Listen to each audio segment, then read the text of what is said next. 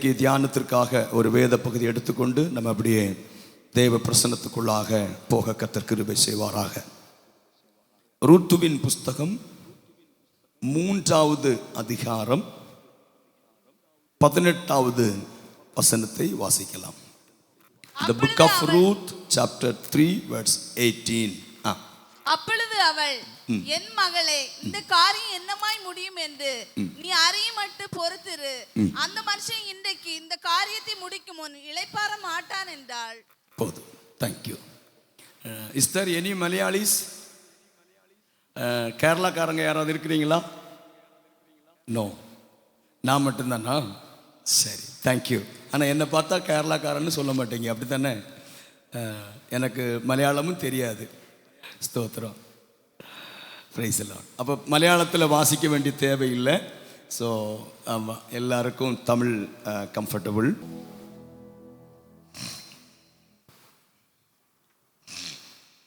எனக்கு மார்த்தாண்டத்தினுடைய ஸ்லாங் பேசுறதுக்கு ரொம்ப பிடிக்கும். ஆனால் எனக்கு தெரியாது, வரமாட்டேங்குது. ஒருவேளை உங்களுடைய லோக்கல் இந்த மார்த்தாண்டம் பாஷையில் ஸ்லாங்கில் நான் பேசுனா எப்படி இருக்கும் அப்படின்னு ஒன்று ட்ரையல் பண்ணினாலே கொஞ்சம் சுவாரஸ்யமாக இருக்கும் பாஸ்டர். எங்கள் ஊர் இடுக்கி, கேரளா. அங்கே கட்டப்பனை அப்படிங்கிற ஒரு இடம் இருக்குது. கட்டப்பனை தெரியுமா? கட்டப்பனை அப்படின்னு கேட்டிருக்கிறீங்களா? கட்டப்பனை இல்லை, அங்கே தெரியுமா? ரைட். அந்த ஊரில் இங்கிருந்து 2 பேர் வேலை செய்யறதுக்காக வந்தாங்க. அப்போ அங்கே உள்ள அந்த கட்டப்பனையில் உள்ள ஒரு மலையாளி பிரதர் அந்த வீட்டினுடைய வெளியில் ரவுட் ஹவுஸில் இங்கிருந்து வந்த அந்த சகோதரர்களை தங்க வச்சிட்டு காலையில் வேலையை ஆரம்பிங்க அப்படின்னு சொல்லியிருந்தாங்க. அப்போ இங்கே வந்த அந்த நண்பர்கள் அந்த வீட்டுக்கு வெளியில் இருக்கிற அந்த அவுட் ஹவுஸில் தங்கி காலையில் ஒரு 4:30 மணி 5 மணி ஆகும்போது எழும்பிட்டாங்க. இருட்டோட எழும்பி, தூக்கம் வரல, ஏன்னா முதல் முறையாக அங்கே வந்திருக்கிறாங்க. அதனால் வேலையை குறித்ததான டென்ஷன். ஒரு 5 மணிக்கு எழும்பி அப்படி ரூமில் உட்காந்துட்டு அந்த இருட்டோட வெளியே போனாங்க. இந்த தோட்டத்துக்குள்ளே நடந்து ப்ரஷ் பண்ணிட்டு காலை கடன்கள் எல்லாம் முடிச்சிரும் அப்படின்ட்டு முதல்ல ஒருத்தர் எழும்பி போயிட்டார். அவர் போய் ப்ரஷ் பண்ணிட்டு காலை கடன்கள்லாம் முடித்து அந்த இடத்தினுடைய ஒரு பக்கத்தில் வந்துட்டு இருக்கிறார். இவரும் இன்னொருத்தர் தூங்கிட்டு இருந்தவர், அவரும் படார்னு முழிப்பு பார்த்தா இவரை காணலை. சரி, நம்மளும் எழும்பிடும் அப்படின்னு அவரும் எழும்பி அவரும் ப்ரஷ் பண்ணி தன்னுடைய காலை கடன்களை முடித்து தோட்டத்தினுடைய இந்த பக்கம், அந்த பக்கம் ஒருத்தர், இந்த பக்கம் ஒருத்தர். சரி, காலையிலே பார்க்குறோம் இல்லையா, நம்மளா இருந்தால் விசுவாசியாக இருந்தால் பிரைஸ் தி லார்ட் சொல்லுவோம். அவங்க வேலை ஸ்தலத்தில் அலியோ அப்படின்னு கூப்பிட்டாங்க. அலியோ அலியோ அப்படின்னு கூப்பிட்டாங்க.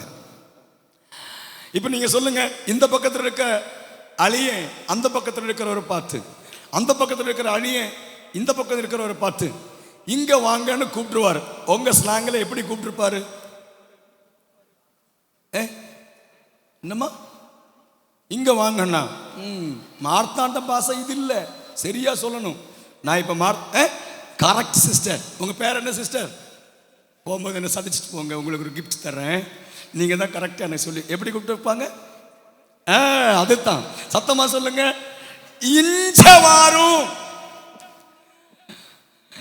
இந்த அழிய அந்த பக்கம் இருக்கிற அழியனை பார்த்து அழியோ இஞ்சவாரும் அப்படின்னாரு. அந்த பக்கத்தில் இருக்கிற அவரை பார்த்து இந்த பக்கம் இருக்கிற அழியனை பார்த்து சொன்னார், அழியோ நீர் இஞ்சவாரும் அப்படின்னார். என்ன நடந்துச்சு தெரியுமா? சுவாரஸ்யமான சம்பவம் என்ன தெரியுமா? இவங்க வர்றதுக்கு ஒரு நாளத்துக்கு முன்னால தான் அந்த தோட்டத்தில் ஃபுல்லாக இஞ்சி விவசாயம் பண்ணி அதை எடுத்து தோட்டத்தில் நடு பகுதியில் கூட்டி வச்சிருக்கிறாங்க. காலையில் லாடிங்கில் பண்ணி விடணும்.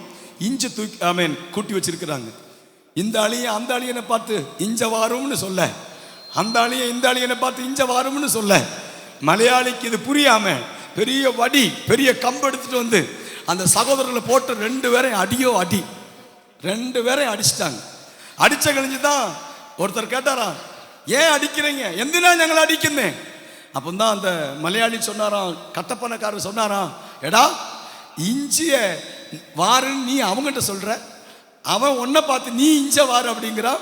என் இஞ்ச திருடிட்டு போக பிளான் பண்றீங்களா, நான் எழும்பதுக்கு முன்னாடி காலையில அப்படின்னு அடிச்சிருக்கிறார். ஒருவேளை இந்த மார்த்தாண்ட பாஷையில் நான் பேசுறதா இருந்தால் இப்படித்தான் நிறைய பிரச்சனைகள் வரும். அதனால நீங்க தயவு செய்து ஆமாம் என்னுடைய ஸ்லாங்கை நீங்கள் புரிஞ்சுக்கிட்டு எங்களோட சேர்ந்து இந்த 2 நாள், today and tomorrow morning and evening section உங்களோடு கூட ஆண்டோடைய வார்த்தையை பகிர்ந்து கொள்வதற்கு கர்த்தர் கிருபை கொடுத்திருக்கிறார். நல்ல ஜெபத்தோடு இருப்போம். கர்த்தர் பேசுவாராக. வாசிங்க ரூத் 3ஆம் அதிகாரம் 18வது வசனம். அப்பொழுது அவள் என் மகளை இந்த பொறுத்திரு, அந்த மனுஷன் இந்த காரியத்தை இளைப்பாற மாட்டான் என்றார். போதும், ஸ்தோத்திரம். நீங்க எல்லாரும் என்ன கவனிக்கணும். இன்றைக்கு செய்தியினுடைய தலைப்பு, ஒருவேளை நீங்க எழுதுறவங்கள எல்லாரும் எழுதுறீங்களே, குட், நல்ல ப்ராக்டிஸ், நல்ல ப்ராக்டிஸ். சர்ச்சில் பிரசங்கம் எழுதுறது ரொம்ப எனக்கு பிடிக்கும். எங்கள் சர்ச்சில் கூட அப்படி தான் நாங்கள் ட்ரைனிங் பண்ணி வச்சுருக்கிறோம். இங்கேயும் அப்படி இருக்கிறதுக்காக கர்த்தருக்கு ஸ்தோத்திரம். நீங்கள் அந்த தலைப்பு எழுதுறதா இருந்தால் என்ன எழுத போகிறீங்க அப்படின்னா, காரியத்தை முடிக்கும் முன் இளைப்பாறாத ஒரு தேவன் நமக்கு இருக்கிறார். ஸ்தோத்திரம். எழுதுங்க, காரியத்தை முடிக்கும் முன் இளைப்பாறாத ஒரு தேவன் இருக்கிறார். இளைப்பாறாத ஒரு தேவன் நமக்கு இருக்கிறார். இளைப்பாறாத ஒரு தேவன். ஓகே, ரூத்துவின் புஸ்தகம். ரூத் என்ற பெயருடைய அர்த்தம் கருணா. தமிழ்ல தயவு, தயவு என்ற அங்கும் பொருள். ரூத்து என்றால் தயவு என்று பொருள். கருணா, கருணை அப்படின்னு சொல்லலாம்.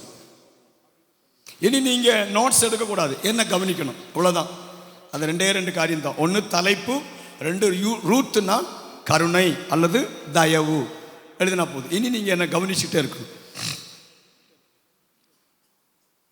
ஒரு வாலிப பெண் ஒரு வீட்டுக்கு திருமணமாகி போகும்போது அவளுடைய, இப்ப திருமணமான சிஸ்டர்ஸ் எல்லாம் கொஞ்சம் யோசித்து பாருங்க. நீங்க திருமணமாகி போற வீடு எப்படி இருக்கணும்னு உங்களுக்கு ஒரு இமேஜினேஷன் இருக்கும். அங்குள்ள மாமனாரை குறித்து, மாமியாரை குறித்து, அந்த வீட்டில் இருக்கிற மற்றுள்ள நபர்களை குறித்தெல்லாம் ஒரு இமேஜினேஷன் உங்களுக்கு இருக்கும். அது மட்டும் இல்லை, ஃபியூச்சர் எப்படியெல்லாம் வாழணும்னுங்கிற ஒரு பெரிய ஆசைகள் இருக்கும், ஒரு எதிர்பார்ப்பு இருக்கும். நான் நினைக்கிறேன் இந்த ரூத்துவும் திருமணமாகி போகிற வீடை குறித்து ரொம்ப இமேஜினேஷன் பண்ணி வச்சிருந்தா. திருமணமாயிருக்கிற வீட்டாரை குறித்து ரொம்ப திட்டங்கள் வைத்திருந்தார். அவருடைய ஃபியூச்சர் லைஃபை குறித்து அவளும் நிறைய திட்டங்களை தீட்டி வைத்திருந்தார். ஆனால் விபரீதம் என்ன தெரியுமா? இந்த ரூத் திருமணமாகி போனது முதல் ஒவ்வொரு நாளும் உடைந்து போகிற, நஷ்டப்பட்டு கொண்டிருக்கிற, தோல்வி அடைகிற, கண்ணீரின் மேல் கண்ணீர் சிந்துகிற ஒரு அனுபவத்தை சந்திக்கிற மகளாய் அந்த வீட்டில் போய் மாறிவிட்டாள். இவள் நினைத்தது ஒன்று, இவள் சந்தித்து கொண்டிருக்கிற அனுபவம் வேறொன்று. இன்றைக்கும் இந்த சபையில இந்த செய்தியை கேட்கும் போது பரிசுத்த ஆவியானவர் உன்னை கனெக்ட் பண்ணுகிறார். நீ நினைக்கிறது ஒன்று, நடக்கிறது அதற்கு மாறாக. நீ திட்டம் போடுகிறது ஒன்று, ஆனால் உன் வாழ்க்கையுடைய அனுபவம் நடப்பது மற்றொரு விதத்தில் இருக்குமானால், உன் குடும்பம் உடைக்கப்பட்டு கொண்டிருக்குமானால், உன் வாழ்க்கை உடைக்கப்பட்டு கொண்டிருக்குமானால், இதுவரையிலும் உன் கண்ணீர் தீராவிட்டால், இன்றைக்கு உனக்காகத்தான் கர்த்தர் இந்த செய்தியை கொண்டு வருகிறார். என் அன்பு சகோதரியே, என் அன்பு சகோதரனே, நீ இமேஜினேஷன் பண்ணுகிற, திட்டம் போடுகிற, பிளான் பண்ணுகிற, எதிர்பார்க்கிற ஒரு வாழ்வை இதுவரையிலும் காணாதபடிக்கு, இதுவரையிலும் அனுபவிக்காதபடிக்கு, வாழ்க்கையெல்லாம் ஒவ்வொரு நாளும் வேதனைகள் நிறைந்து கொண்டிருக்கிறது. வாழ்வெல்லாம் ஒவ்வொரு நாளும் கண்ணீர் வடித்து கொண்டிருக்கிறது. வாழ்க்கையில் ஒவ்வொரு நாளும் நஷ்டங்கள் வந்து கொண்டிருக்கிறது. இன்றைக்கு கர்த்தர் அந்த ரூத்துவை பார்த்து, உன் காரியம் முடியும் வரையிலும் இளைப்பாற மாட்டேன் என்று சொல்லி வாக்கு கொடுத்த அந்த தேவன் இன்றைக்கு யாரையோ பார்த்து சொல்றார், உன் கண்ணீரை துடைக்கிற ஒரு நாளாக, இந்த 36வது ஆண்டு, இந்த செலிப்ரேஷன் இயர் இந்த சபையில நடந்து கொண்டிருக்கும் போது, இந்த ஷாரோன் சர்ச்சில் நடந்து கொண்டிருக்கும் போது கர்த்தர் சொல்றாரு, உன் கண்ணீருக்கு ஒரு ஃபுல் ஸ்டாப் வைக்கிற ஒரு ஆண்டாக கர்த்தர் இதை மாற்ற போகிறார். துராபாலா ஹஸ்யா தரானியா. கர்த்தர் தொடுகிறார். இந்த வாலிப பெண் அந்த வீட்டுக்கு திருமணமாகி போகும்போது அவளுடைய மைண்டில் ஒரு பெரிய இமேஜினேஷன் இருக்க, அவளுடைய இருதயத்தில் ஒரு பெரிய எதிர்பார்ப்பு இருக்க, அவளுடைய ஃபியூச்சரை குறித்து அவள் ஒரு நல்ல ட்ரீம், ஒரு சொப்பனம் பார்க்க, எல்லாம் விபரீதமாய் நடந்து கொண்டிருக்கிறது. கொஞ்சம் கவனிங்க. ஒன்று, முதல் படியா அந்த வீட்டில் மாமனார் மரித்து போகிறார். இரண்டாவது படியா ரூத் திருமணம் பண்ணியிருந்த அவருடைய ஹஸ்பண்டும் மரிக்கிறான். தேர்ட் ஸ்டெப்ல மூன்றாவதா அந்த கணவனுடைய தம்பி அவரும் மரித்து போகிறார். அந்த குடும்பத்தினுடைய எல்லா ஆண் தலைமுறைகளும் மரித்து போனார்கள். 3 பேரும் இப்போ ஸ்திரீகள் மட்டும் இருக்கிறாங்க. இரண்டாவது பிரச்சனை பைபிள் சொல்லுது, அவள் இருந்த காலத்தில் தரித்திரம் விட்டு மாறவில்லை, பஞ்சம் விட்டு மாறவில்லை. சாமம், தரித்திரம். 1 இழப்புகள், 2 தரித்திரம். இதெல்லாம் கொடுமையாக அந்த வீட்டை, அந்த குடும்பத்தினுடைய அஸ்திவாரத்தை அசைத்து கொண்டிருந்தது. இன்றைக்கும் ஆண்டவர் யாரையோ பார்த்து இந்த வார்த்தையோடு கூட கனெக்ட் பண்ணி பேச சொல்றார். உன்னுடைய குடும்பத்தின், உன் வாழ்க்கையின் வாழ்வாதாரத்தின் அஸ்திவாரங்களை அசைத்து போடத்தக்க, உலைத்து போடத்தக்க சில எதிர்காற்றுகள், சில எதிர் கொந்தளிப்புகள், சில எதிர் வல்லமைகள் தாக்கி உன் குடும்பத்தினுடைய அஸ்திபாரங்களையே நிற்க விடாமல் அவன் அலக்களித்து, அல்ல அதை நான் இப்படி சொல்லும்படி கர்த்தர் என்னை ஏவுகிறார். ஏன் வாழணும், மரித்தால் போதும், தற்கொலை பண்ணிக்கொண்டால் போதும் என்று சொல்லி பல முறை இதற்குள்ளே வாழ்க்கை வேண்டாம், முடித்துக் கொள்ளலாம் என்று தற்கொலைக்கு நேராக சிந்தித்த ஓடின சில நபர்கள் இன்றைக்கு இதற்குள் இருக்கிறீர்கள். ஆவியானவர்களை தொட்டு பேசுகிறார். உன் குடும்பத்தை உழைக்கிற, குடும்பத்தினுடைய அஸ்திபாரங்களை உழைக்கிற, உன் குடும்பத்தை நாசம் பண்ணுகிற, இனி வாழ வேண்டாம், தற்கொலை பண்ணினால் போதும், வாழவே பிடிக்கல, இந்த கணவன் கூட வாழ முடியல, இந்த மனைவி கூட வாழ முடியல, இந்த வீட்டில் வாழ முடியல, இந்த பிள்ளைகளோடு வாழ முடியல. யார் அந்த நபர்? ஆவியானவர் சகோதரிகள் பக்கத்தில் சொல்றாரு, சகோதரி உங்களை பார்த்து ஆண்டவர் சொல்றாரு, யார் அந்த நபரா இருந்தாலும் சரி, இன்றைக்கு கர்த்தர் உன் காரியத்திற்கு ஒரு தீர்மானத்தை, ஒரு விடுதலையை தரும்படி அவர் வந்திருக்கிறார். அவர் உன் காரியத்திலே ஒரு பதிலை தராமல் இளைப்பாறுகிற தேவன் அல்ல. ஹல்லேலூயா. நீங்க ரூத் அப்படிங்கிற கதாபாத்திரத்தை நான் இப்ப இங்க பிரசங்கம் பண்ற இடத்துல கொண்டு நிறுத்திருந்தீங்கன்னா, அந்த ரூத் என்ன சொல்லிருப்பா தெரியுமா? ஐயா, என்ன மாதிரி வாழ்க்கையில கஷ்டப்பட்ட ஒரு பெண் இருக்கவே மாட்டா. நான் போன உடனே மாமனார் இறந்து போனாங்க, நான் போன உடனே கொஞ்ச நாட்களில் என் கணவன் இறந்து போனான், கொஞ்ச நாட்களில் என் கணவனுடைய தம்பி இறந்து போனான். அந்த குடும்பத்தை குறித்து வெளியில என்ன சொல்லியிருப்பாங்க யோசித்து பாருங்க. அவங்களுக்குள்ள என்ன பேசியிருப்பாங்க? இவளை திருமணம் பண்ணின நேரத்தில் என் மகன் செத்து போனான், இவன் எங்க வீட்டுக்கு திருமணமாகி வந்த நேரத்தில் இப்படியெல்லாம் நடந்து போயிடுச்சு. எங்கெல்லாம் பழிவாக்குகள் வந்திருக்கும் பாருங்க, எங்கெல்லாம் இருதயம் குத்தப்பட்டிருக்குன்னு பாருங்க. என்னைக்கும் கூட உன் நிமித்தம், உன் குடும்பத்தில் ஏற்பட்ட அல்லது நீ திருமணமாய் நீ வாழ்கிற வாழ்க்கை நிமித்தம் உன் கணவனோ மனைவியோ மாமனோ மாமியோ குடும்பத்தாரோ இவளை எந்த நேரத்தில் திருமணம் பண்ணணும், என் வீட்டில் இப்படி சில அசம்பாவிதங்கள் நடந்து கொண்டிருக்கிறதுன்னு உன் மேல இல்லாத பழிகளை போட்டிருக்கிறாங்களா, உன் மேல இல்லாத குற்றச்சாட்டுகளை சொல்லி உன்னை மோசமான ரீதியில பேசி காயப்படுத்தி இருக்கிறார்களா? இன்றைக்கு கர்த்தர் அந்த காயப்பட்ட இருதயத்தை பார்த்து, நொறுங்கி போய் வந்திருக்கிற இருதயத்தை பார்த்து, அவமானங்களை சகித்துக் கொண்டிருக்கிற, நிந்தைகளை சகித்துக் கொண்டிருக்கிற, வேதனைகளை சகித்துக் கொண்டிருக்கிற இந்த 36வது ஆண்டினுடைய பிரேயர்ல வந்திருக்கிற என் அன்பு பிரதர், என் அன்பு சிஸ்டர், உங்களை பார்த்து ஆண்டவர் சொல்றாரு, உன் காரியத்தை செய்து முடிக்காமல் இளைப்பாறுகிற ஒரு தேவனை அல்ல, ஓ உன் காரியத்தை செய்து முடித்து உன்னை ஜெய வாழ்க்கைக்கு நேராய் நடத்தும்படி, ஊழியத்தை ஜெய வாழ்க்கையாய் நடத்தும்படி, உன் ஸ்பிரிச்சுவல் பகுதியை ஜெய வாழ்க்கையாய் நடத்தும்படி, உன் குடும்பத்தை ஜெய வாழ்க்கையாய் நடத்தும்படி. ஓ ஹalleluya, ஹalleluya. தகர்ந்து போய் உடைஞ்சு போய் எல்லாம் இழப்பும் ஏற்பட்டு இனி என் வாழ்க்கை சரியாகுமா பாஸ்டர், இனி என் குடும்பம் சரியாகுமா பாஸ்டர், இனி எங்களுடைய வீடு ஒரு விசை கூட அந்த சந்தோஷத்தை திரும்ப நாங்கள் பெற்றுக்கொள்வோமா பாஸ்டர், ஒரு ஆசீர்வாதத்தை திரும்ப நாங்கள் கண்டடைவோமா?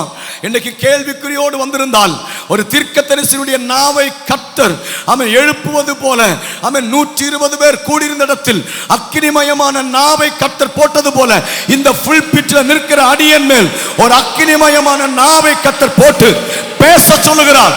திரும்பவும் உடைந்து போன வாழ்க்கையை, நஷ்டப்பட்டு போன ஜீவிதத்தை, உடைந்து போன ஆவிக்குரிய வாழ்க்கையை, நஷ்டப்பட்டு போன ஆவிக்குரிய வாழ்க்கையை, வளர முடியாமல் இருக்கிற சபையை இன்னும் வளர செய்ய அவருடைய கரம் இளைப்பாற மாட்டார், இளைப்பாற மாட்டார்.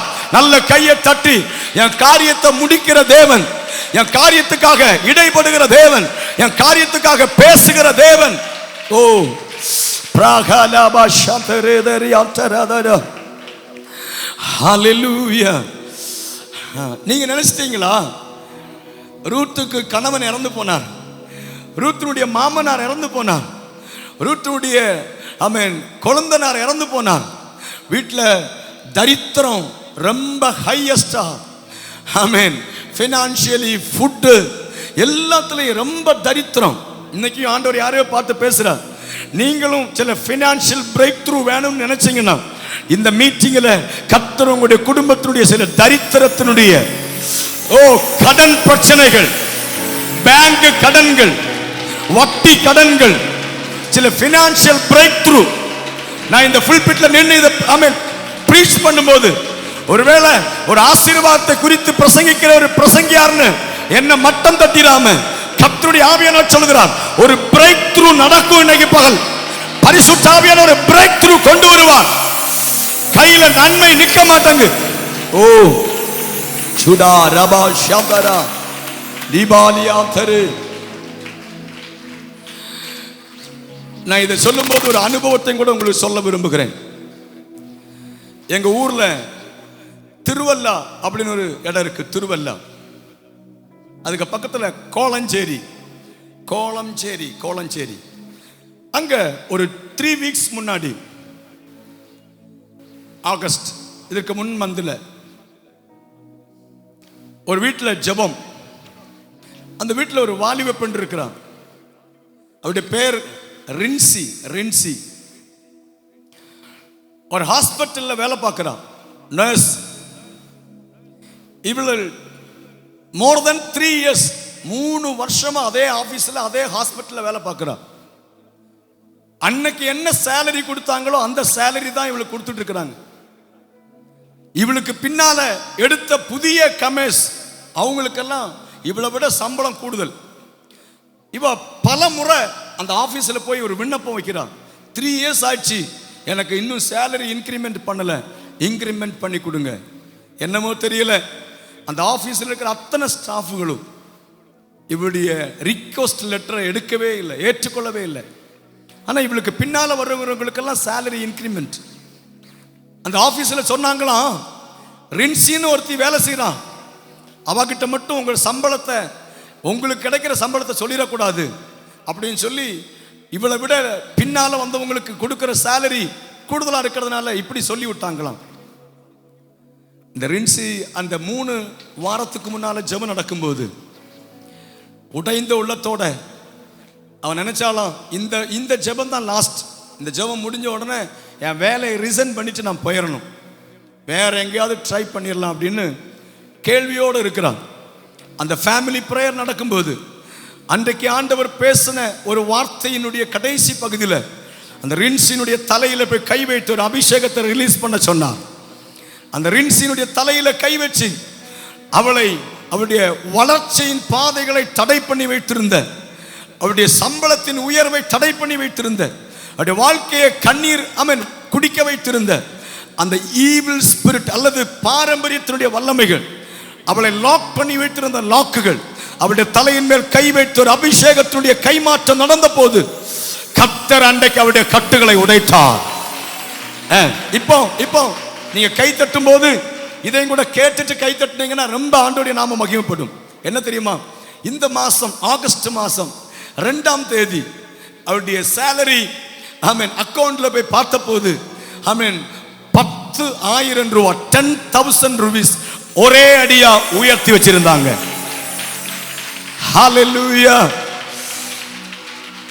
நான் இதை ஏன் சொன்னேன் தெரியுமா, 3 வருடமாக அவருடைய வாழ்க்கையை லாக் பண்ணி வச்சிருக்கிறான் சாத்தான். அவருடைய உயர்வை தடை பண்ணி வைத்திருக்கிறான். சில தரித்திரங்கள் எல்லாம் சத்ருவால் கூட உங்க வாழ்க்கையில வரும். சில ஆசீர்வாதங்கள் எல்லாம் தடை பண்ணிருக்கிறது. சில ஈவில் ஸ்பிரிட்டுகள் அதற்கு பின்னால வேலை செய்யும். சில மனித வல்லமைகள் அதற்கு பின்னால இருக்கும். ஆனால் பரிசுத்த ஆவியானவர் ஒரு பிரேக் த்ரூ நடத்திட்டார்னா, ஒரு மனுஷ வல்லமையும் ஒரு ஈவில் ஸ்பிரிட்டும் ஒரு சாத்தானிய வல்லமைகளும் ஆமென் கர்த்தருடைய அபிஷேகத்துக்கு முன்னால நிற்க முடியாது. கர்த்தர் போடுகிற தீக்கு முன்னால நிற்க முடியாது. ஆண்டவர் போடுகிற அந்த பிரேக் த்ரூக்கு முன்னால வாயை திறந்து பேசுங்க. அந்நிய பாஷை பேசுறவங்க வாயை திறந்து, கையை தட்டுறவங்க நல்ல சக்தியா கையை தட்டி, ஆவியில நிரம்புறவங்க ஆவியில் உற்சாகத்தோடு ஒரு பிரேக் த்ரூ.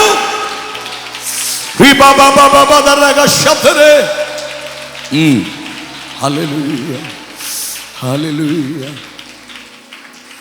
அந்த 2வது நாள் அவருடைய சேலரி அக்கௌண்ட்ல போய் டெஸ்ட் பண்ணிட்டு 10,000 rupees கூடுதலா வந்த உடனே என்னை பார்த்துட்டு அன்னைக்கு ஈவினிங் ஒரு மெசேஜ் போடுறாங்க, நம்முடைய ஆண்டவர் ஜீவிக்கிறார். இப்போ நான் ரின்சி கிட்ட கேட்டேன், ரின்சி எப்படி இருக்கு உன் லைஃப்? ரின்சி சொல்றா, இந்த ஜெபம் கொஞ்ச நாளைக்கு முன்னாடி கூட நடந்திருக்க கூடாதா? இந்த பாஸ்டர் ஜாய் அவரை கொஞ்ச நாளைக்கு முன்னாடி கூட சந்திச்சிருக்க கூடாதா? நான் சொன்னேன், இல்லம்மா சந்திக்க முடியாது. கர்த்தர் எல்லாத்துக்கும் ஒரு வேலை வைத்திருக்கிறார். ஓ, இளைப்பாற மாட்டார். இன்றைக்கு பகலும் கர்த்தர் யாரையோ பார்த்து சொல்றாரு, இல்ல நீ இவ்வளவு நாள் பட்ட வேதனை, இவ்வளவு நாள் வடித்த கண்ணீர், இவ்வளவு நாள் உள்ளத்துல சுமந்து கொண்டு வந்திருக்கிற பாரம் என்னைக்கு மாறும்? நீ கேட்கிற கேள்வி ஒரு முடிவுக்கு வரப்போகிறது. ஒரு முடிவுக்கு கர்த்தர் கொண்டு வர போகிறார். உன்னுடைய வாழ்க்கையினுடைய ஸ்டெப்புகளை கர்த்தர் மாற்ற போகிறார். ஓ ஷாபா, அந்நிய பாஷையில பேசி ஆவியில நிரம்பி ஒரு அபிஷேகத்துடைய பிரேக் த்ரூ நடக்கட்டும். Yes, break through. Receive receive receive receive. உடாபா ஷபாதா. இந்த மீட்டிங் முடிந்து நீ வீட்டுக்கு போகும்போது ஒரு அற்புதத்தை காண்பாய். இந்த மீட்டிங் முடிந்து நீ உன் வீட்டிலே ஒரு விடுதலையை பார்ப்பாய். உன் வாழ்விலே ஒரு விடுதலையை பார்ப்பாய். உன் குடும்பத்திலே ஒரு விடுதலையை பார்ப்பாய். உன்னுடைய சர்ச்சிலே ஒரு விடுதலையை பார்ப்பாய். ஓ, வெற்றி வெற்றி. சூடாபா ராபா லாபா ஷபாரா லாபா ரியாம் தெரு. இப்போ ரூத்தினுடைய லைஃப்னுடைய ஒரு பகுதியில் இழப்பு நிறைய, இன்னொரு பகுதியில் தரித்திரம் தலை உயர்த்தி நிற்கிறது. ஃபைனலா ஒரு ஃபேமிலி டிஸ்கஸ். அந்த வீட்டினுடைய ஹெட் ஆஃப் த டிபார்ட்மெண்ட் அந்த மாமியார், அப்படி தானையா? இப்போ அந்த ஃபேமிலியுடைய ஹெட் ஆஃப் த டிபார்ட்மெண்ட் அந்த மாமியார் ஒரு ஃபேமிலி டிஸ்கஸ் பண்றாங்க. என்ன தெரியுமா? வாங்க மருமக்கள் மாரெல்லாம் என்கிட்ட வாங்க. 2 பேரும் வந்தாச்சு. அந்த டிபார்ட்மெண்ட் அந்த வீட்டினுடைய தலைவி சொல்றாங்க, ஏம்மா போதும், நீங்க வந்த இடத்துல இப்படி இழப்பு வந்துருச்சு, தரித்திரமும் ரொம்ப ஆயிடுச்சு, உங்க லைஃபை இனி வேஸ்ட் பண்ணாதீங்க. எஸ், நீங்க உங்க இஷ்டத்துக்கான வழியை தெரிந்தெடுத்துக்கிடுங்க. பைபிள் சொல்லுது, ஒருவள் தன் மாமியாருடைய அந்த ஃபேமிலி கேதருக்கு அப்புறமா முத்தம் விட்டு போய்விட்டாள். ஒருவள் முத்தம் விட்டு போய்விட்டாள். அவருடைய சொந்த பாதையை தெரிந்தெடுக்கும்படி போய்விட்டாள். ஒரே ஒருவள் மட்டும் ஆமென் ஒரு தீர்மானத்தோடு நின்றாள். இன்னைக்கு ஆண்டவர் உங்க லைஃப்ல ஒரு கேள்வி கேட்கிறார். முத்தமிட்டு போனவளை போல உன் வாழ்க்கையினுடைய நிர்ணய கட்டம் வரும்போது, உன்னுடைய வாழ்க்கையினுடைய ஃபைனல் ஸ்டேஜில் நிற்கும்போது, முத்தமிட்டு போனவளை போல போக ஆயத்தமா இருக்கிறாயா? இல்ல, என் வாழ்விலும் என் தாழ்விலும் என் எல்லாவற்றிலும் நான் உறுதியாய் நிற்பேன் என்று சொன்ன ரூத்துவை போல இந்த கர்த்தருக்காக நிற்கும்படி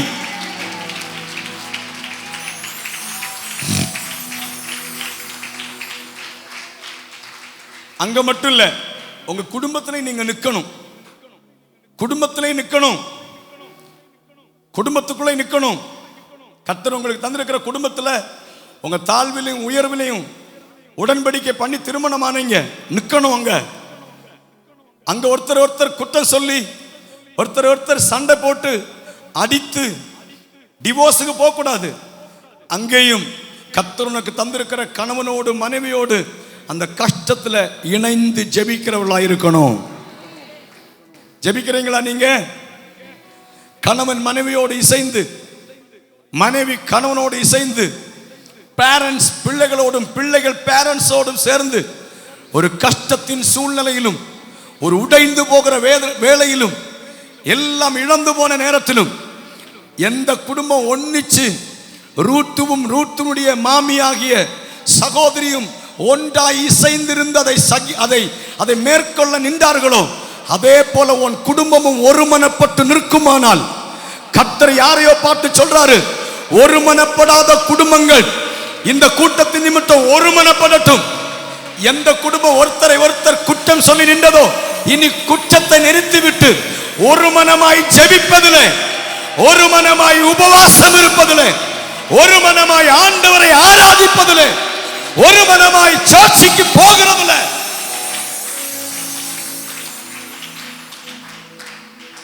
நான் அடிக்கடி இந்த வார்த்தையின்படி எங்க வீட்டில் செஞ்சிருக்கிறோம். எப்பெல்லாம் ஊழியத்தில் வாழ்க்கையில சவால்கள் வருமோ, எங்களால சொல்யூஷன் இல்லாத பிரச்சனைகள் வருமோ, சில பிரச்சனைகளுக்கெல்லாம் சொல்யூஷன் பாஸ்டரால கொடுக்கவே முடியாது. இங்க இருக்கிற ஊழியக்கார தகப்பனுக்கு கூட அந்த அனுபவம் இருக்கும். சில பிரச்சனைகளுக்கு எங்களால கூட சொல்யூஷன் சொல்ல முடியாது. அப்படி சொல்யூஷன் இல்லாத ப்ராப்ளம்ஸ் சர்ச்சில் வரும்போது, எனக்கும் ஆண்டவர் 3 சபையை கொடுத்திருக்கிறார். ஒரு மெயின் சபை, அப்புறம் 2 பிரான்ச் சர்ச். சபையில விசுவாசிகளுக்கு சொல்யூஷன் சொல்ல முடியாத சில ப்ராப்ளம்ஸ் வரும்போது, குடும்பங்களுக்குள்ளே சொல்யூஷன் இல்லாத சில பிரச்சனைகள் வரும்போது, ஒன்னே ஒன்று தான் நாங்கள் செய்வோம். நான், என் மனைவி, என் பிள்ளைங்க ரூமை கதவை வாசலை அடைச்சிட்டு உள்ள போய் உட்கார்ந்து அழுவோம், ஜெபம் பண்ணுவோம். ஆண்டவரே, இந்த பிரச்சனைக்கு சொல்யூஷன் என்னன்னு தெரியலப்பா, ஆனா இந்த ஜெபத்தை நாங்கள் எடுத்து முடியும் போது இந்த பிரச்சனைகள் இல்லாமல் போகணும். இந்த பிரச்சனையுடைய வல்லமையை நீர் அழித்து சமாதானத்தை கொண்டு வரணும். கர்த்தர் இன்னைக்கு யாரையோ பார்த்து சொல்றாரு, உன் வாயின் வார்த்தைகளால் சொல்யூஷன் ஆகாத எத்தனை பிரச்சனைகள்,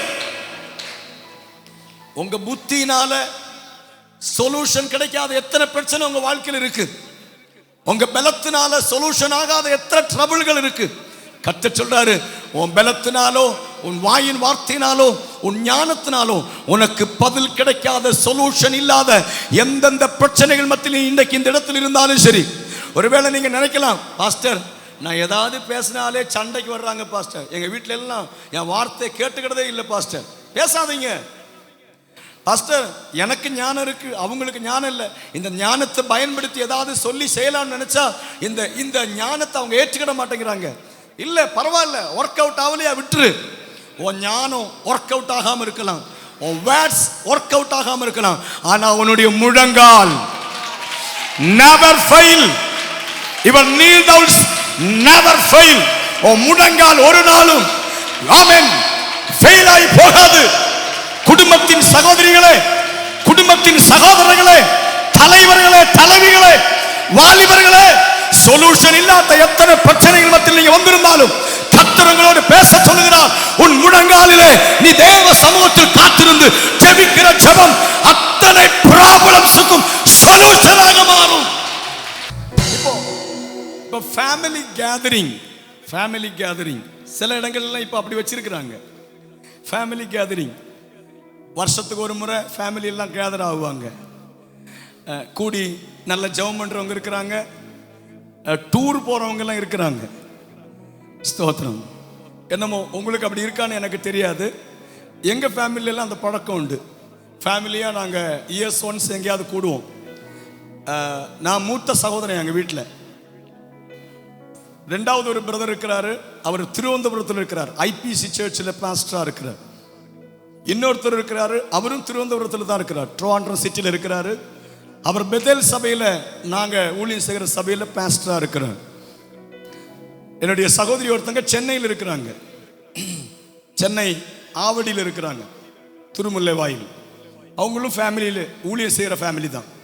ஆல் ஆர் இன் மினிஸ்ட்ரி. நாங்கள் எல்லாருமே ஊழியத்தில் இருக்கிறோம். அப்போ நாங்கள் இயர் ஒன்ஸ் எங்கள் பிள்ளைகளுக்கெல்லாம் லீவு கிடைக்கும் போது ஏதோ ஒரு இடத்துல, ஒன்றில் இடுக்கியில் அல்ல சென்னையில் அல்ல திருவனந்தபுரத்தில் எங்கேயாவது வருவோம். வரும்போது எல்லா குடும்பங்களும் ஒன்றா பார்த்து அன்னைக்கு ஃபுல்லாக காலையில் ஒரு ஜெபம் இருக்கும், ஆஃப்டர்நூன் எங்கேயாவது போய் ஒரு ட்ரிப்பெல்லாம் போயிட்டு வந்து மறுநாள் நாங்கள் எங்கள் வீடுகளுக்கு ஒரு நாள் 2 நாள் நின்று அப்படி போக பழக்கம் உண்டு. இங்கேயும் அந்த ஹெட் ஆஃப் த டிபார்ட்மெண்ட், அந்த மாமியார், அவங்கள கூப்பிட்டு இந்த மாதிரி ட்ரிப்பு போகிறதுக்கெல்லாம் பிளான் பண்ணலை, சந்தோஷமாக ஆராதனை நடத்துறதுக்கெல்லாம் பிளான் பண்ணலை. இப்போ குடும்பத்தை உடச்சி அவங்கவுங்க வழிக்கு விட்டுறலாம் அப்படின்னு சொல்லி பிளான் பண்ணாங்க. சில நேரத்தில் நம்மளும் கூட அப்படித்தான், என்ன தீர்மானம் எடுக்கணும்னு தெரியாமல் இருப்போம். அந்த பிரச்சனைக்கான சொல்யூஷன் நம்ம கையில் இருக்காது. ஆனால் ஆண்டவர் சொல்றாரு, உன் கையில் வேணா உன் பிரச்சனைக்கு சொல்யூஷன் இல்லாமல் இருக்கலாம், ஆனால் உன்னை சிருஷ்டித்த கர்த்தருடைய கையில் எல்லா பிரச்சனைக்கான சொல்யூஷன் இருக்கு. நான் ஒரு நாள் சென்னையில் இது மாதிரி ஒரு மீட்டிங்கில் பிரசங்கம் பண்ணுறதுக்கு அழைக்கப்பட்டிருந்த போது என்னை ஒரு லாட்ஜில் தங்க வச்சிருக்கிறாங்க. 6:30க்கு நான் அங்கேருந்து போகணும். ஆஃப்டர்நூன் லஞ்ச் எல்லாம் முடிச்சு நல்லா தூங்கி எழும்பி, அந்த டைமில் நான் என்னுடைய ஃப்ரிப் கேஸ் வந்து புதுசு வாங்கியிருக்கேன், நியூ ஒன், புதிய ஃப்ரிப் கேஸ். அப்போ நான் வெளியே போய் குளிச்சுட்டு எல்லாம் வந்து ட்ரெஸ் மாறதுக்காக ஃப்ரிப் கேஸை திறக்கிறேன். என்னால் திறக்க முடியல. என்னன்னா புதிய சூட்கேஸ்னால நம்பர் எதுன்னு தெரியாம எதையோ ஒரு நம்பரை போட்டு லாக் ஆயிடுச்சு. யோசித்து பாருங்க எப்படி இருக்கும். என்னெல்லாமோ போட்டு நம்பரை வேற வேற வேற வேற போட்டு எப்படியாவது என் சூட்கேஸை திறக்கணும்னு நினைக்கிறேன், கிடைக்க மாட்டேங்க. ஃபர்ஸ்ட் என் மனைவிக்கு ஃபோன் அடிச்சுட்டு வந்தேன், எம்மா புதிய சூட்கேஸ் வாங்கினது தப்பாகி போயிடுச்சு போல் இருக்கு, பாரு எந்த நம்பர் போட்டோன்னு தெரியலடி, என்னால் ஆன் பண்ண திறக்க முடியல.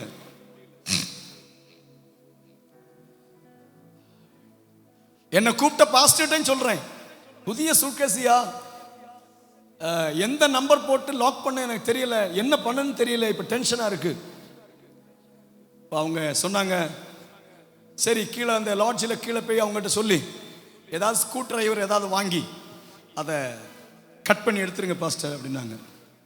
ஒருத்தவங்க சொன்னாங்க, அந்த மேலே வருது அந்த சிப்பு பூட்டக்கூடியது இருக்குல்ல, அதை உடச்சிட்டா போதும், ஒரு கட்டிங் பிளேயர் வாங்கி உடச்சிருங்க அப்படின்னாங்க.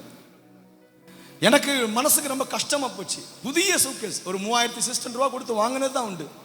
ஒரே ஒரு மீட்டிங், ஃபர்ஸ்ட் மீட்டிங் தான் அதை கொண்டு போகிறேன். இப்போமே அதை உடச்சிட்டா என்ன ஆகும், இனி எங்கேயும் கொண்டு போக முடியாது, அவ்வளோ பைசா வேஸ்ட் ஆயிருமே நினச்சிட்டு, ஆண்டவரே அந்நிய பாஷை பேசுகிறேன்.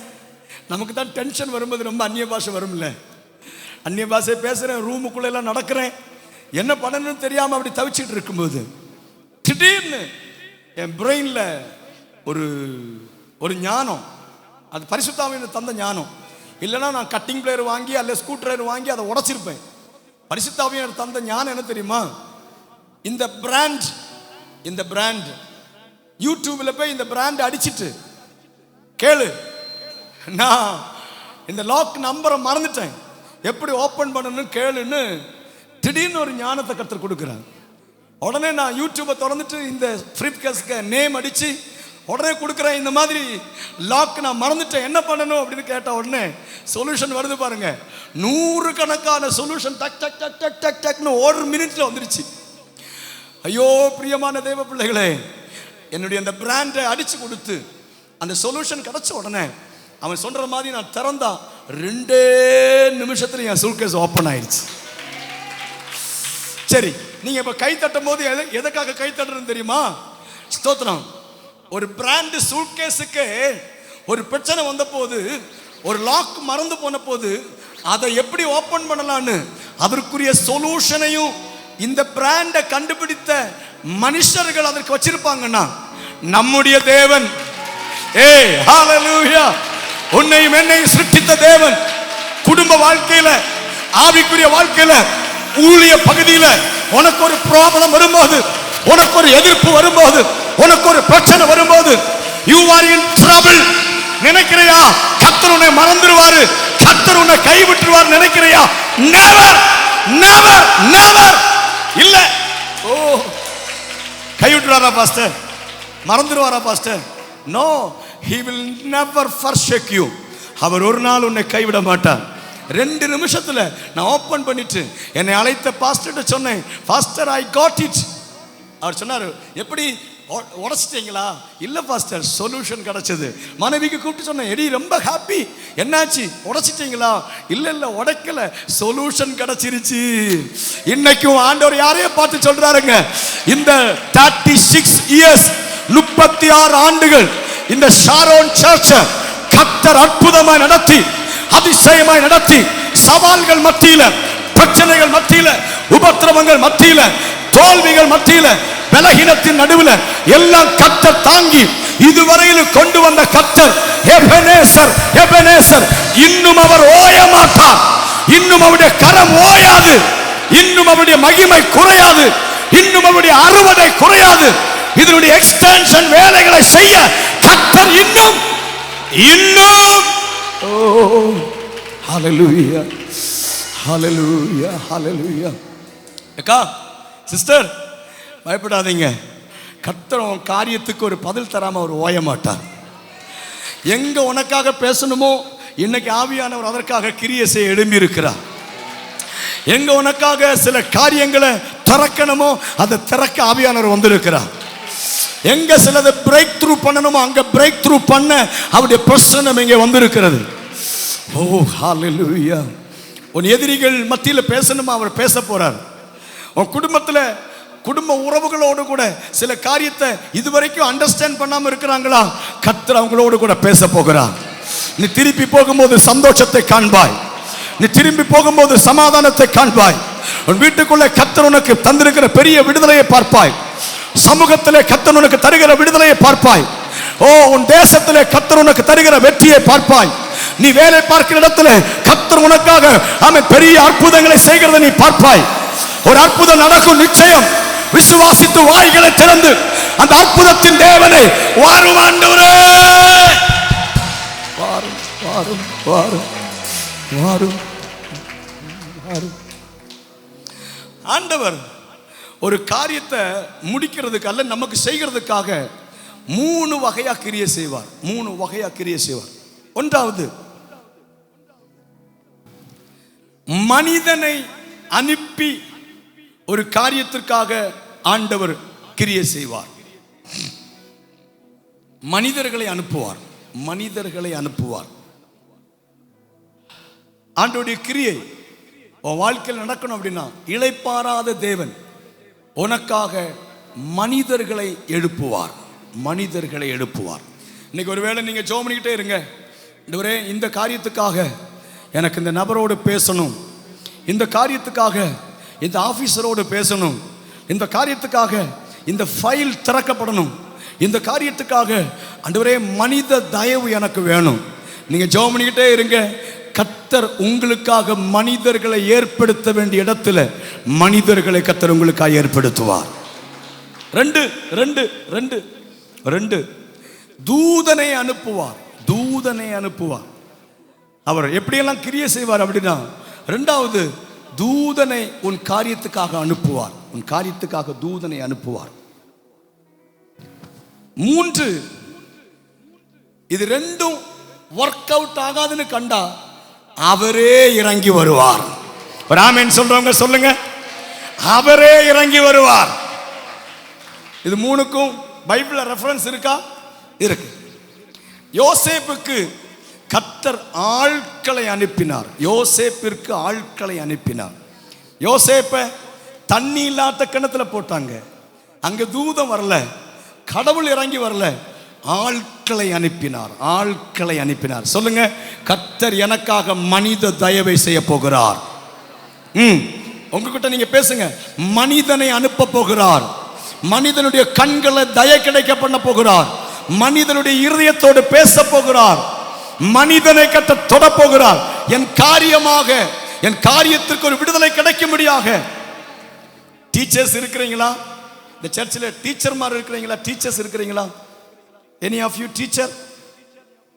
ஆசிரியர்கள் டீச்சர்ஸ் இருக்கிறீங்களா? ஏதாவது ஆபீஸ்ல வேலை பண்றோம் இருக்கிறீங்க? குட். ஆபீஸ்ல வேலை பண்றவங்க இருக்கிறீங்களா? ஏதாவது ஆபீஸ்களில் வேலை செய்யறவங்க இல்லையா? எல்லாம் வீட்டில் தான் வேலை செய்றீங்களா? You all are in house wife. அதுதான் உங்க ஆபீஸா? சரி, இருந்துட்டு போட்டு, எங்கேயோ இருந்துட்டு போட்டு, சரி பரவாயில்ல. டீச்சர்ஸா இருந்தாலும் ஆபீஸ்ல எங்கேயோ வேலை பார்க்கிறவங்க சகோதரர்கள், ஸ்தோத்திரம், நல்ல கவனமா கேட்கணும். மனுஷனுடைய தயவு கிடைக்க வேண்டிய இடத்தில் எல்லாம், மனுஷனை அனுப்பி உனக்கு செய்ய வேண்டிய ஊழியங்கள் எல்லாம் அவர் செய்ய அவன் சித்தம் உள்ளவராய் இந்த காலையில் உன்னோடு பேசிக் கொண்டிருக்கிறார். எங்கெல்லாம் மனுஷங்கிட்ட பேசணும்? அவன் எவ்வளவு பெரிய கொடிய மனுஷனா இருந்தாலும் கர்த்தர் உனக்காக கிரியை செய்வார். உன்னுடைய எதிரி எவ்வளவு வல்லமை உள்ளவனா இருந்தாலும் கர்த்தர் கிரியை செய்வார்.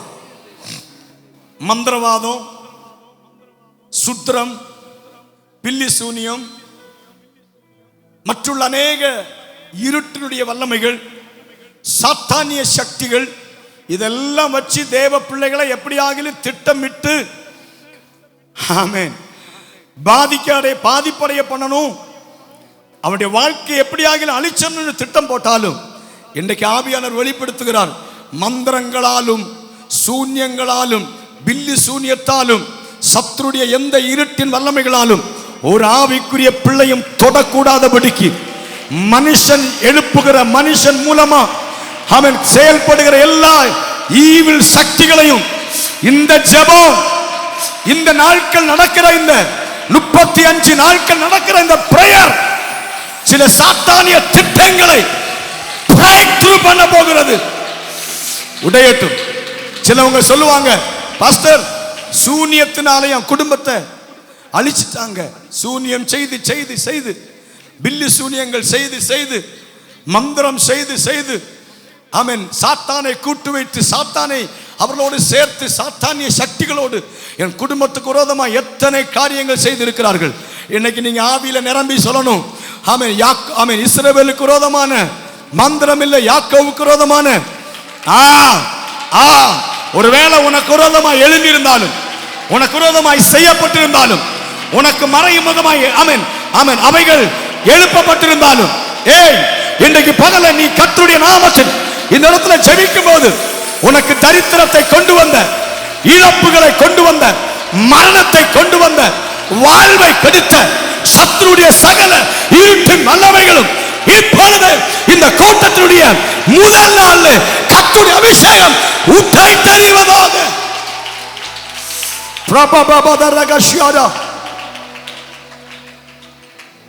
நீங்க நல்ல ஜெபம் பண்ணிக்கிட்டே இருக்கணும். என்ன, நல்ல ஆவியில நிரம்பி அந்நிய பாஷையில கையடிச்சு ஆண்டோடைய வார்த்தையை ரிசீவ் பண்ணிக்கிட்டே இருக்கணும். பக்கத்தில் இருக்கிறவங்க ஒருவேளை எனர்ஜியா கை தட்ட மாட்டாங்க, சத்தமா அலையிலேயே அந்நிய பாஷை சோத்திரம் சொல்ல மாட்டாங்க. அவங்கள பார்த்து நீங்களும் இருந்துடக்கூடாது. உனக்குரிய தூது வரும்போது, உனக்குரிய வார்த்தை உன்னை தொடும்போது, உனக்குரிய ஒரு பாட்டு ஆவியினாலே உன்னோடு கர்த்தர் இடைப்படும் போது பக்கத்தில் இருக்க பார்க்க கூடாது. நீ அதை ஏறி பிடிச்சிடணும், நீ அதை ரிசீவ் பண்ணிக்கிடணும். ஓ ஹல்லேலூயா. பேதுரு பேதுரு பேதுரு பைபிள்ல நிறைய பேர் இருக்கிறாங்க.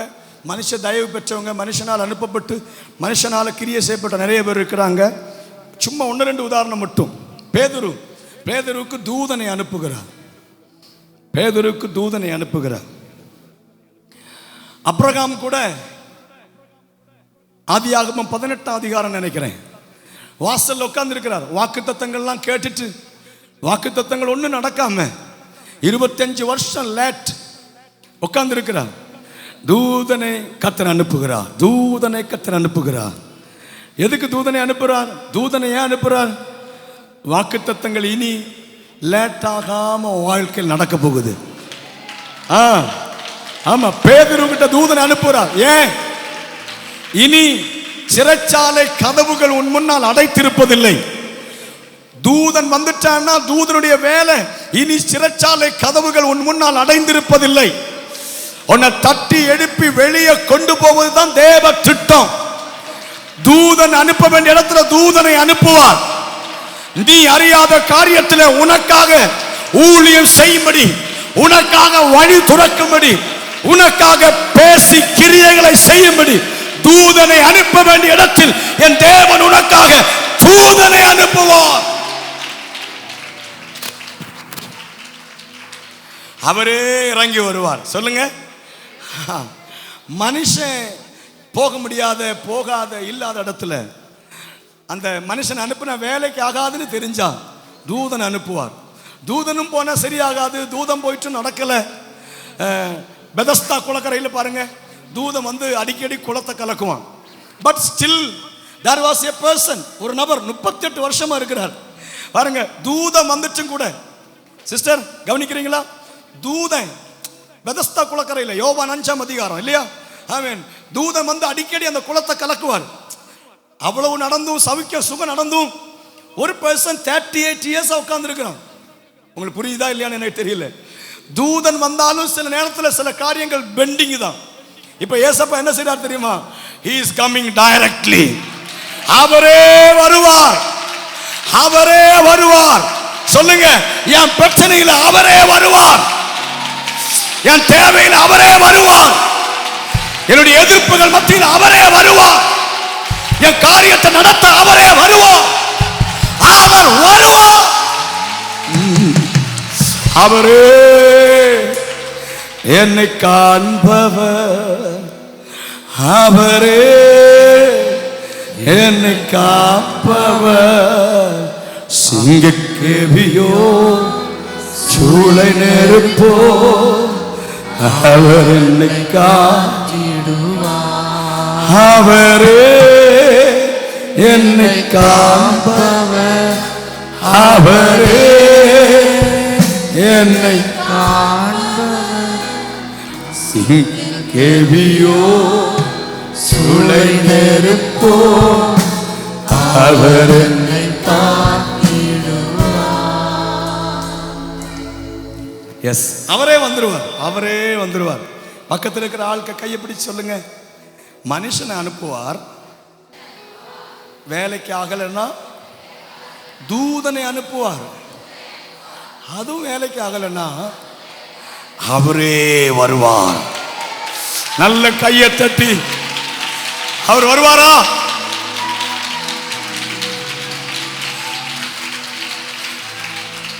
சிஸ்டர் அவர் வருவாரா? சிஸ்டர் அவர் வருவாரா? இன்னைக்கு உங்க வீட்டுக்கு அவர் வருவார். டுடே உங்க லைஃப்ல அவர் வருவார். ஆண்டி, ஆண்டி, ஆண்டி, இந்த எழுதுற ஆண்டி என்ன கவனிங்க. நீங்க தான், நீங்க தான் ஹைலர் உங்கள்கிட்ட பேச சொல்றார். அவர் வருவார் உங்க பிரச்சனைகள் மத்தியில். யாருக்கும் தெரியாம கண்ணீர் வடிக்கிற சூழ்நிலைகள், உடைந்து போயிருக்கிற சில வாழ்க்கையினுடைய அனுபவங்கள், ஆவியானவர் உங்க லைஃப்ல வரப்போறார். கர்த்தரே வரப்போறார். சூனியம் செய்துட்டாங்க, மந்திரவாதம் செய்துட்டாங்க, சாத்தானுடைய வல்லமைகளால பல காரியங்கள் தடை பண்ணப்பட்டிருக்கு, பல வாசல்கள் அடைக்கப்பட்டிருக்கு, பல லாக்குகள் பூட்டப்பட்டிருக்கு, தப்பிக்கவே முடியல. 38 வருஷமா குளக்கரையில தூதன் வந்தும் சுகமாகாத காரியத்தை சுகமாக்கும்படி அவர் வந்தாரே.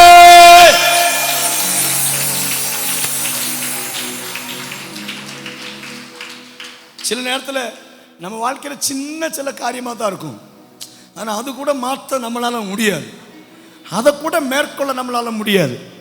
நீங்க வாசித்து பாருங்க, உபாகம புஸ்தகம் 1ஆம் அதிகாரம் 17ஆம் வசனம், யாத்திரையாகம புஸ்தகம் 18ஆம் அதிகாரம் 28ஆம் வசனம். இங்க எல்லாம் என்ன சொல்லியிருக்குன்னா, காரியங்கள் மனுஷனுக்கு சின்னதாகவும் இருக்கலாம், பெருசாகவும் இருக்கலாம்.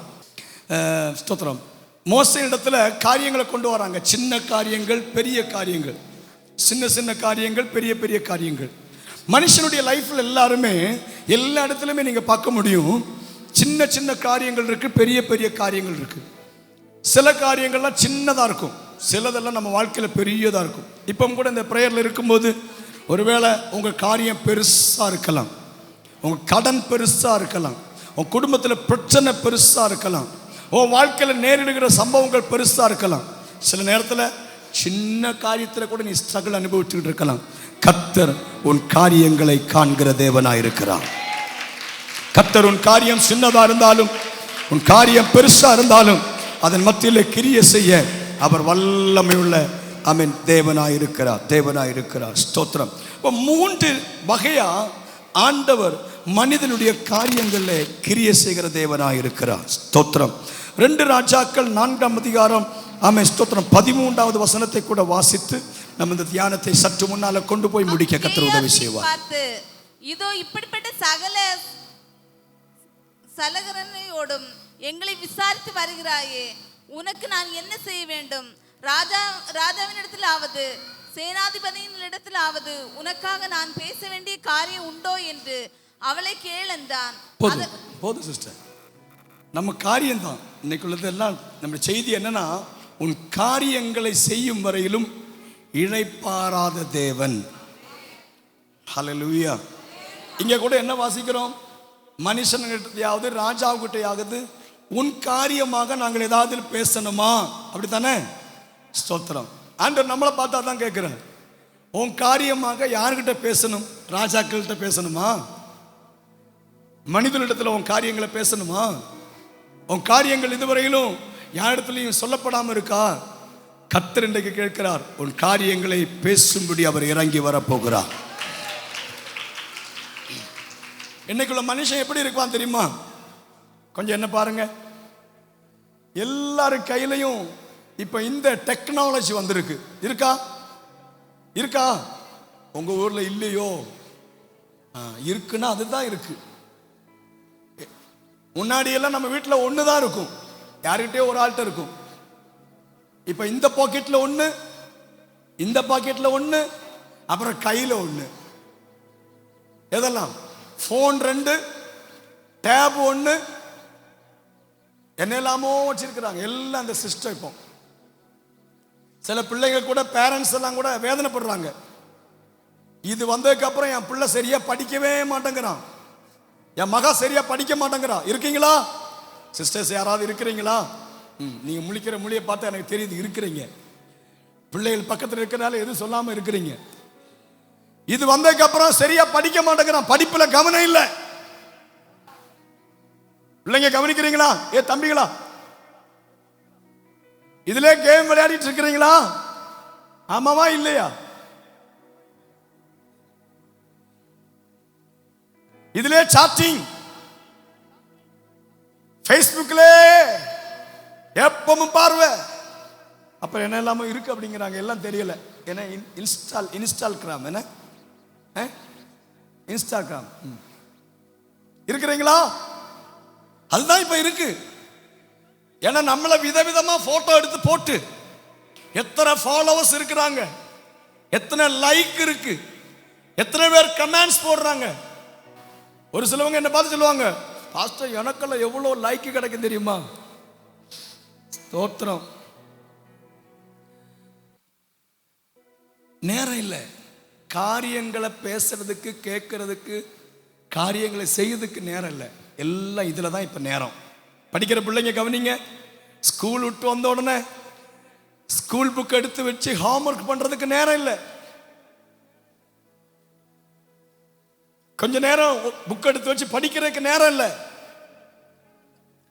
பேரண்ட்ஸ் கூட உட்கார்ந்து பேசுறதுக்கு நேரம் இல்லை. சில பிள்ளைங்க இன்னைக்கு போன் கிடைச்சா போதும், அப்பா அம்மா கூட உட்கார கூட மாட்டாங்க. ரூம்ல போய் உட்காந்து கதவை அடைச்சு போட்டு உட்காந்தா உள்ளே தான் பைத்தியம் பிடிச்சது மாதிரி அங்கதான் இருக்கிறது. அப்புறம் அம்மா திட்டணும், அப்பா திட்டணும், ஏன்டி உட்கார்ந்துருக்க, ஏன் இவ்வளவு நேரம் உட்கார்ந்துருக்க, வாடா. ஸ்தோத்திரம். ஒரு ஒற்ற வேலை கூட இன்னைக்கு செய்யறது இல்லை. தலைமுறைகளை பார்த்து நான் சொல்றேன், சாட்டிங், ஃபேஸ்புக், இன்ஸ்டாகிராம், இனி வேற ஏதாவது இருந்துச்சுன்னா அதுல எல்லாம் இருக்கிறீங்கன்னா கர்த்தர் உங்களை பார்த்து வான் பண்றாரு, உன் காரியங்கள் எல்லாம் ஃபெயிலியர் ஆகி போகாம இருக்க. ஆமென். ஸ்தோத்திரம். நீ உன் காரியங்களை நடப்பிக்கும்படி கர்த்தர் உன்னை அழைக்கிறார். படிக்கிற பிள்ளைங்க ஹோம்வொர்க் பண்ண வேண்டிய நேரத்தில், டியூஷன் பண்ண வேண்டிய நேரத்தில், ஃபேமிலியா உட்கார்ந்து ஜெபம் பண்ண வேண்டிய ஃபேமிலி பிரேயர் நேரத்தில், பேரண்ட்ஸோடு கூட இருக்க வேண்டிய நேரத்தில் போன்ல உட்காராத. கர்த்தர் இன்னைக்கு அழைக்கிறார். இதுல இருக்கிற சிலர் நீங்க நினைக்கிற லெவல்ல இல்ல, உங்களுடைய லெவலை கர்த்தர் தாயின் கருவில் இருக்கும் போதே கண்ட தேவன். இதற்குள்ள சில யோசேப்புகள் இருக்கலாம், இதற்குள்ள சில எஸ்தர்கள் இருக்கலாம், இதற்குள்ள சில ரூட்டுகள் இருக்கலாம். கையை தட்டி கர்த்தரை மையப்படுத்துங்க பாப்போம். யாருக்கு தெரியும், இதுல கர்த்தரால் பயன்படுத்த போகிற தீர்க்கதரிசிகள் இருக்கலாம், கர்த்தருடைய ஊழியம் செய்ய போகிற ஊழியர்கள் இருக்கலாம், கர்த்தர் உயர்த்தி கொண்டு வர போகிற பதவியில வர வேண்டிய தலைமுறைகள் இருக்கலாம். இன்றைக்கு நல்ல கையை தட்டி ஆண்டவரை மகிமைப்படுத்தி காரியங்களுக்கு நேராய் வரும்படியாக. ஹல்லேலூயா, ஹல்லேலூயா. சில வீட்டில் சகோதரன்மார் அப்படித்தான், வேலை விட்டு வந்த உடனே போன்ல இருப்பாங்க. வீட்டில் அக்கா நாளைக்கு அரிசி இல்லை, வீட்டில் ஜாமான் இல்லை, அவர்கிட்ட சொல்லணும், அவர் கேட்க மாட்டார், அவர் போன்ல பேசிட்டு நோண்டிக்கிட்டே இருப்பாங்க. எங்க உங்ககிட்ட தானே சொல்றேன், சொல்லு நான் கேட்க.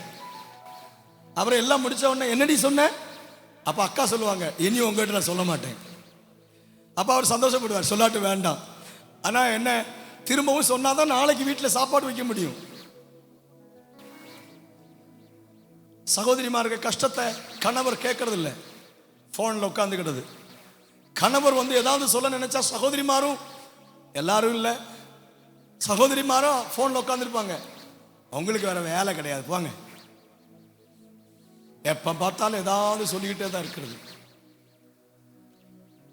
ஒருவருடைய பாரத்தை, ஒருவருடைய கவலை, ஒருவருடைய துக்கத்தை இன்னைக்கு ஒரு மனுஷங்கிட்ட சொல்றதுக்கு கூட ஆள் கிடையாது. எல்லாம் இதுல பிஸியா இருக்கிறாங்க. இதிலே தான் விரல் ஓடிட்டே இருக்கும். நான் உங்களுக்கு ஒரு நல்ல காரியம் சொல்லட்டுமா தேவ பிள்ளையே, உன் கணவன் இதிலே உட்காந்துட்டு நீ சொல்றத ஒண்ணு கூட செவியில வாங்க மாட்டேங்கிறாரா, உனக்கு ஒரு நல்ல நண்பன் இருக்கிறார். அவர்தான் நீ ஆராதிக்கிற கர்த்தர்.